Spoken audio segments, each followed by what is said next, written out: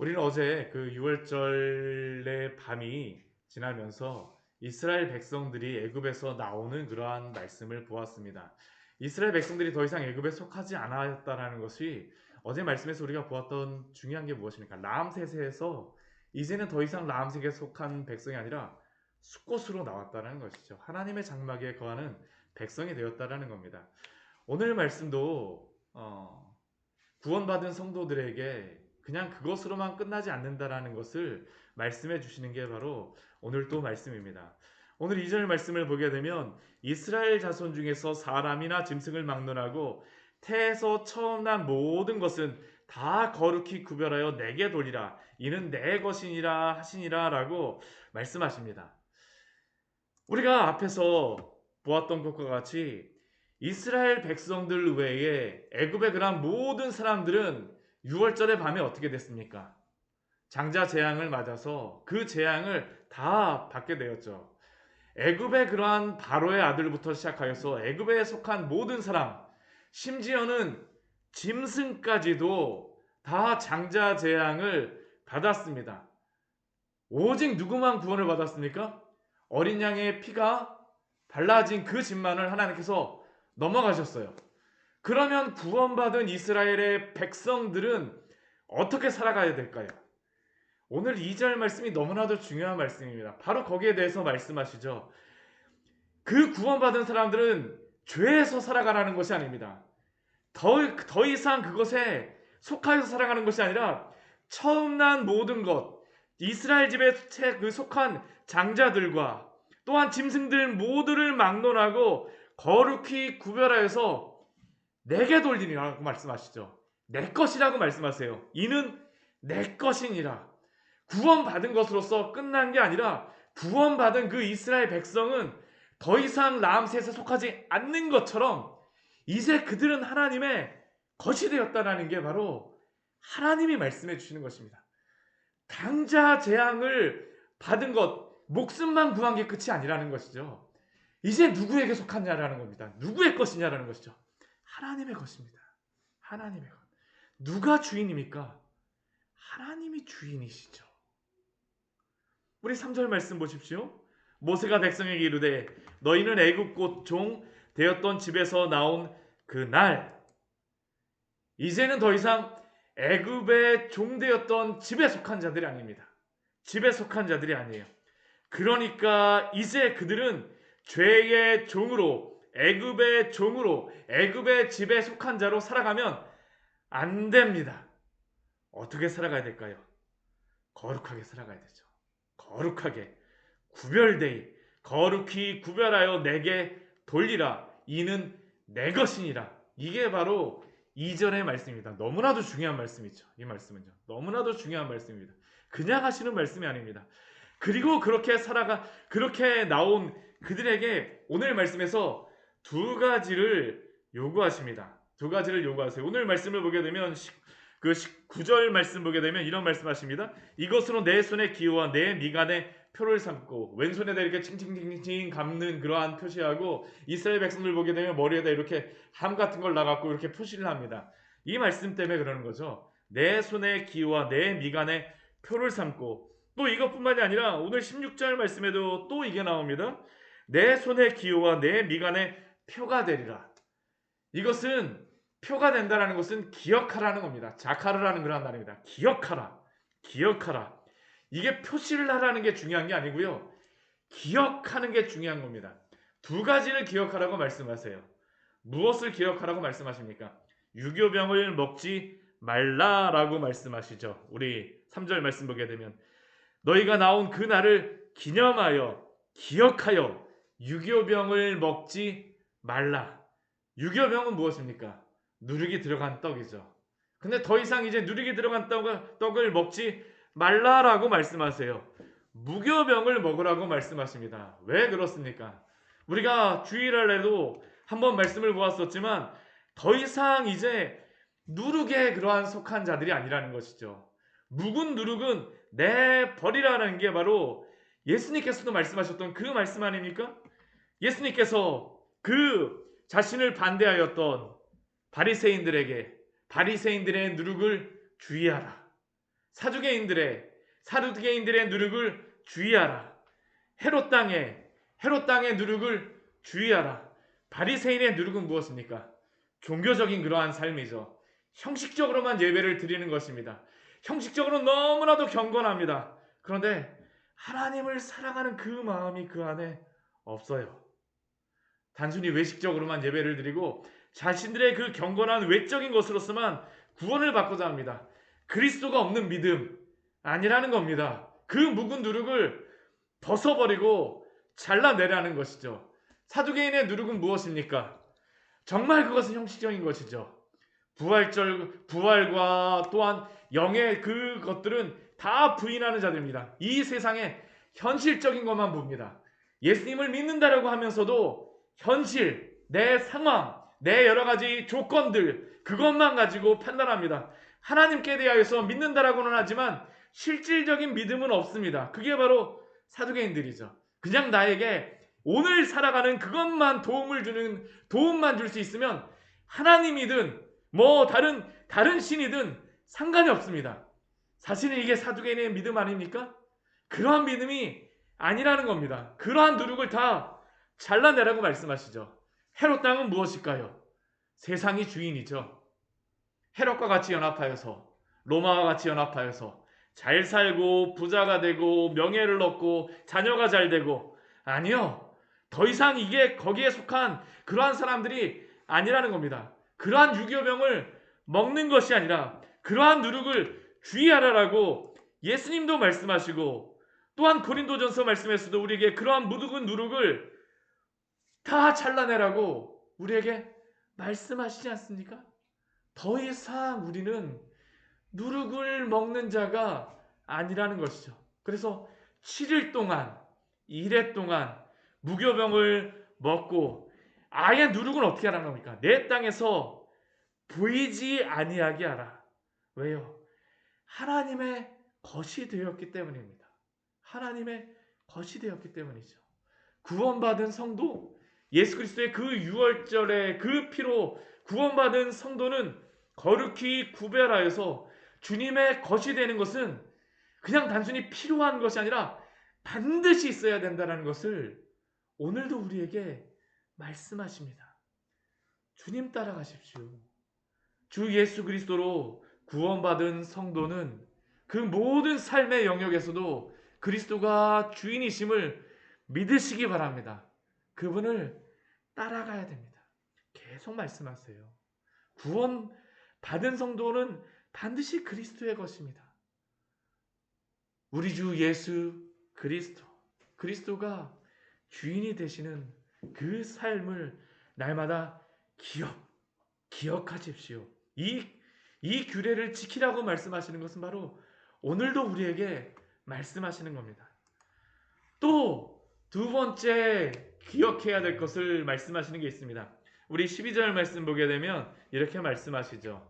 아까 그 읽었던 2절 말씀과 거의 동일한 말씀입니다. 너는 태에서 처음 난 모든 것과 내게 있는 가축의 태에서 처음 난 것을 다 구별하여 여호와께 돌리라. 여호와께 돌리라.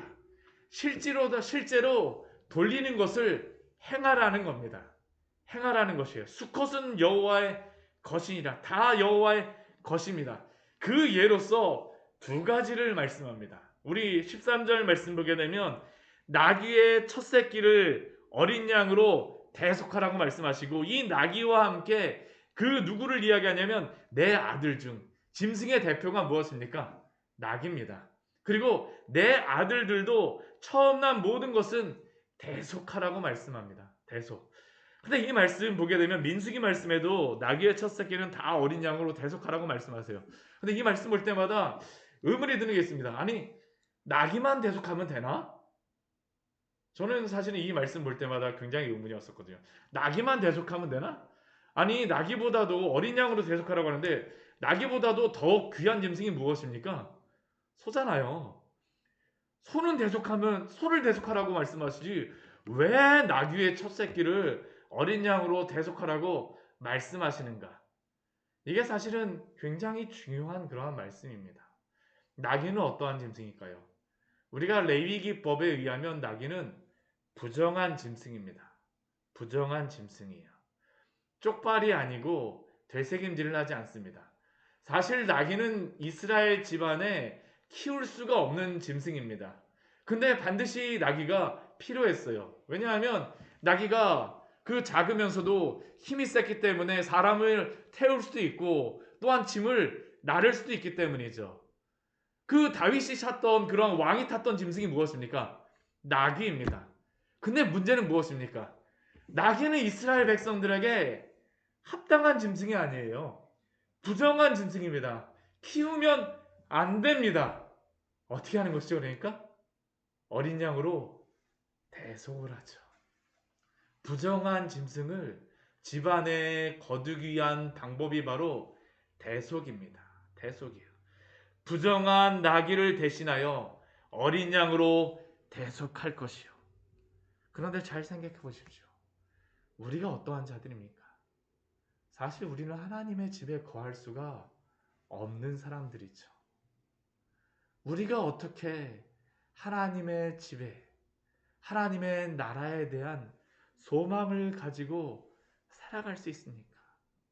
우리 주 예수 그리스도가 우리를 위하여 우리의 모든 죄를 지시고 대속하시기 때문입니다. 이게 바로 나귀를 대속하라고 말씀하시는 것이죠. 베드로전서 1장 18절과 19절 말씀은 이렇게 말씀합니다. 우리 이 말씀 우리 어제도 찾아봤던 것 같은데 우리 다시 한번 보도록 할까요? 우리 베드로전서 우리 1장 18절과 19절의 말씀입니다. 이 출애굽기의 이 6월절의 규례, 이 출애굽과 관련해서는 이 말씀이 너무나도 중요하죠. 우리 베드로전서 1장 18절과 19절의 말씀, 우리 신약성경 378페이지입니다. 같이 읽도록 하겠습니다. 너희가 알거니와 너희 조상이 물려준 헛된 행실에서 대속함을 받은 것은 은이나 금같이 없어질 것으로 된 것이 아니요 오직 흠없고 점없는 어린 양 같은 그리스도의 보배로운 피로 된 것이니라. 아멘. 바로 이것이죠. 우리가 어떻게 나귀와 같은 우리가 부정한 우리가 어떻게 하나님의 집에 하나님의 나라를 소망하게 되었습니까? 오직 흠없고 점없는 어린 양같이 그리스도의 보배로운 피로 우리가 대속함을 받았기 때문이죠. 그래서 하나님 보시기에 우리는 어떤 사람입니까? 의로운 자라 여겨주시는 것이죠. 주님의 나라에 거할 수가 있는 것입니다. 거할 수가 있어요. 그러니까 이렇게 대속함을 받은 나귀는 그 다음서부터 무엇을 위해서 살아야 될까요? 그 전에는 세상의 짐을 지은 그러한 죄의 짐을 지은 그러한 사람이었다면 이제는 무엇을 위해 살아야 되겠습니까? 그리스도를 위하여 살아야 되죠. 하나님을 위하여 살아야 되죠.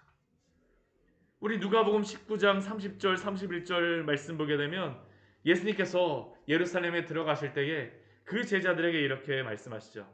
너희는 맞은편 마을로 가라. 그리로 들어가면 아직 아무도 타보지 않은 나귀 새끼가 매어 있는 것을 보리니 풀어 끌고 오라.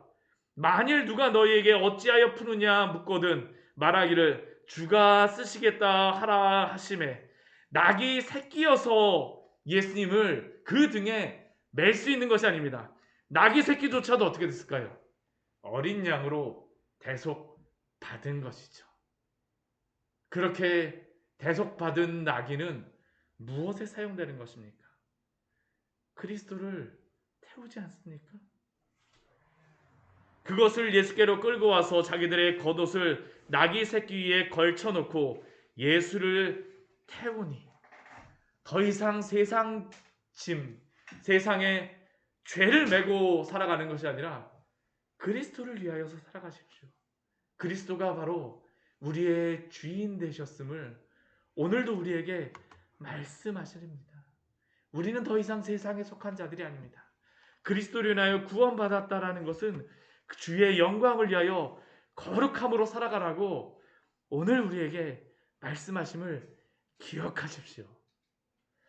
오늘 이렇게 이 무교절과 이 두 가지를 기억하라고 말씀하신 후에 이제 17절 이후의 말씀을 보게 되면 하나님이 이 가나안 땅에 가는 그러한 길들을 알려주십니다. 우리 17절 말씀 보게 되면 그 이스라엘 백성들이 가나안 땅으로 갈 때에 애굽에서 가나안 땅으로 갈 때 길이 세 갈래의 길이 있습니다. 보통은 가장 가까운 길, 가장 좋은 길로 가는 게 맞습니다. 그 길이 어떤 길이냐면 오늘 그 출애굽기 13장 17절 말씀에 나오는 블레셋 사람의 땅의 길입니다. 블레셋 사람의 땅의 길. 이 길이 어떤 길이냐면 지도상으로 보게 되면 지중해에 붙어 있는 비아마리스 해변길입니다.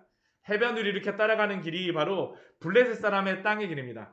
좋아요. 그 길이 가깝습니다. 이 길로 가게 되면 한 3, 4일 정도면 도착을 할 수가 있습니다. 그런데 문제는 무엇일까요? 거기에 블레셋 사람이 거기에 있다라는 것이죠. 이 블레셋 사람은 어떤 사람입니까? 굉장히 전쟁 잘하는 사람입니다. 이집트와 맞짱을 떠갖고 진짜 엇비슷하게 싸웠던 그 민족이 어떤 민족이냐면 바로 이 블레셋 사람들입니다. 그 주변의 다른 민족들은 블레셋 해양 민족들한테 거의 다 멸망한 게 국악적으로 보면 나옵니다. 근데 유일하게 그 애굽 정도니까 막아냈던 게 바로 이 블레셋 사람들이에요. 얼마나 강력한 백성들인지 모릅니다. 그런데 그 블레셋 사람들의 길로 이 이스라엘 사람들이 가면 어떻게 할까요? 마음 돌리고 다시 애굽으로 간다는 거예요. 예전 애굽이 더 좋아. 예전 애굽이 더 좋아. 이들은 애굽의 총에서 벗어난 지 얼마 안 됐죠. 그러니까 자기들이 싸우기보다는 무슨 생각을 할까요? 예전 바로가 우리의 주인이었을 때에는 바로가 우리 대신 싸워줄 때가 얼마나 좋았던가 하면서 꺼이꺼이 울고 라는 거죠. 그리고 나서 어떻게 될까요? 다시 돌아올 수 있다라는 겁니다. 하나님이 아세요. 하나님이 아십니다. 그러니까 그들에게 다른 길을 알려주십니다. 그게 바로 18절에 나와 있는 길입니다. 하나님이 홍해의 광야 길로 돌려 백성을 인도하시네. 하나님이 인도하신 길, 홍해의 광야길입니다. 그런데 이 홍해의 광야길이 좋은 길이라고 생각하십니까? 아니요. 굉장히 어려운 길입니다. 몇 배로 먼 길입니다. 정말 떼양볕이 비치는 그러한 곳이고요. 광야의 길이어야 되고 몇 배로, 정말로 몇 수십 배로 긴 길입니다. 40년의 그러한 시간을 가야 되는 길이 바로 홍해 광야길이죠. 고난의 길입니다. 그런데도 왜 이 길이 좋은 길입니까? 하나님이 인도하시기 때문에 좋은 길인 줄 믿습니다. 때론 우리 인생이 그렇죠. 때론 우리가 보기에 블레셋 길이 너무나도 좋아요. 그 길로 가는 게 맞다라고 생각합니다. 이성적으로나 합리적으로. 우리가 그 길을 안 가게 되면 하나님께 원망할 때가 있어요. 하나님, 왜 나한테 블레셋 길을 안 보내시고 왜 이 먼 길 보내셔갖고 왜 저를 고생시키세요? 근데 하나님이 우리에게 말씀하시는 것은 무엇일까요? 그 길이 내가 인도하는 길이라는 겁니다. 그 길이 가장 좋은 길임을 기억하십시오. 욥기 23장 10절 말씀에서 그 고난 가운데 있었던 욥의 고백이 있습니다. 그러나 내가 가는 길을 그가 아시나니 그가 나를 단련하신 후에는 내가 순금같이 되어 나오리라. 나보다 나를 더 잘 아시는 하나님께서 나보다 나의 길을 더 잘 예비하시고 더 잘 아시는 하나님께서 우리에게 오늘도 가장 선한 길로 인도하여 주시는 줄 믿습니다. 그리고 그 길 끝에서 우리는 순금같이 되어져 나올 것입니다. 가장 축복된 길은 주님이 인도하시는 길이죠. 그 길보다 더 좋은 길이 어디에 있겠습니까? 그러니까 그 길을 가는 사람들은 어떻게 가야 될까요? 믿음으로 갑니다. 믿음으로 가죠. 우리 19절 말씀, 우리 13장 19절 말씀 우리 같이 한번 읽어보도록 하겠습니다. 모세가 요셉의 유고를 가졌으니 이는 요셉이 이스라엘 자손으로 단단히 맹세하게 하여 이르기를 하나님이 반드시 너희를 찾아오시리니 너희는 내 유고를 여기서 가지고 나가라 하셨음이더라. 왜 모세가 요셉의 유고를 가지고 가겠습니까? 왜 장사 지내러 가는 것도 아니잖아요. 왜 요셉의 유고를 가지고 갈까요? 요셉이 바로 믿음으로 주님의 나라를 바라보고 믿음으로 그들에게 부탁을 했었죠. 내가 만약 죽게 되거든 내가 여기서 죽지만 반드시 너희가 기억할 것은 하나님이 반드시 너희를 찾아오실 것이다. 그리고 가장 좋은 길로 적과 꿀이 흐르는 땅으로 인도하시리니 여기서 내 유고를 가지고 가라라고 그곳으로 가지고 가라라고 요셉이 그들에게 유언하였죠. 믿음으로 유언한 것입니다. 그 믿음의 유언을 믿는 사람들은 어떻게 할까요? 그 유고를 믿음으로 또 가지고 가는 것입니다. 믿음으로 가지고 가요. 비록 홍해의 광야길로 간다 할지라도 40년의 길을 간다 할지라도 그들은 반드시 어디에 들어갈까요? 적과 꿀이 흐르는 땅에 들어갑니다. 왜요? 하나님 인도하시기 때문이죠. 하나님 인도하십니다. 그러나 기억하십시오. 우리 22절 또 같이 한번 읽어보겠습니다.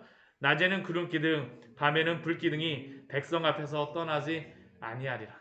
하나님이 그냥 내버려 두지 않으세요.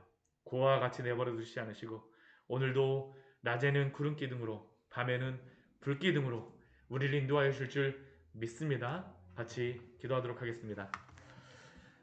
하나님 아버지, 오늘 말씀을 통하여